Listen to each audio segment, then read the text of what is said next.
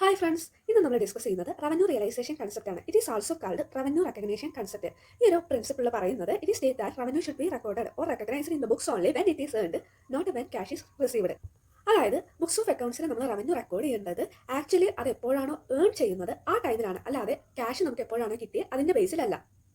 അതിനെ സിമ്പിൾ ആയിട്ട് അടിയിൽ പറയുന്നത്, അതായത് ഷോർട്ടായി പറയുകയാണെങ്കിൽ ഇപ്പോൾ ഒരു സെയിൽ കംപ്ലീറ്റ് ആയി, ആ സെയിൽ കംപ്ലീറ്റ് ആയി കഴിഞ്ഞാൽ ആ ടൈമിൽ നമ്മളത് ബുക്സ് ഓഫ് അക്കൗണ്ട്സിൽ റെക്കോർഡ് ചെയ്യണം.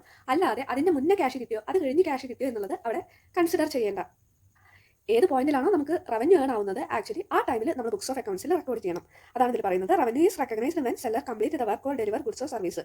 അതായത് സെല്ലർ എപ്പോഴാണോ സെയിൽ കംപ്ലീറ്റ് ചെയ്യുന്നത്, അല്ലെങ്കിൽ നമ്മൾ ഗുഡ്സിന്റെ ഡെലിവറി അല്ലെങ്കിൽ സർവീസിന്റെ ഡെലിവറി എപ്പോഴാണോ കംപ്ലീറ്റ് ആവുന്നത് ആ ടൈമിലാണ് നമ്മൾ ബുക്സ് ഓഫ് അക്കൗണ്ട്സിൽ ഇതൊരു ട്രാൻസാക്ഷൻ ആയിട്ട് റെക്കോർഡ് ചെയ്യുക.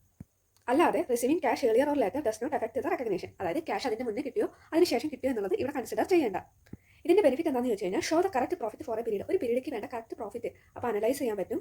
ഇത് മെയിനായിട്ട് എഫക്ട് ചെയ്യുന്നത് റവന്യൂ അക്കൗണ്ട്സ്, അതായത് സെയിൽ കമ്മീഷൻ പോലുള്ള അക്കൗണ്ട്സിനെയാണ്.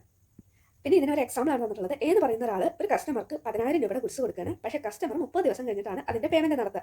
അപ്പോൾ ആ റവന്യൂ എപ്പോഴാണ് റെക്കഗ്നൈസ് ചെയ്യുന്നത്? അത് ഇന്നാണ്, അതായത് ഗുഡ്സ് എന്നാണോ ഡെലിവറി ചെയ്യുന്നത് ആ ടൈമിൽ.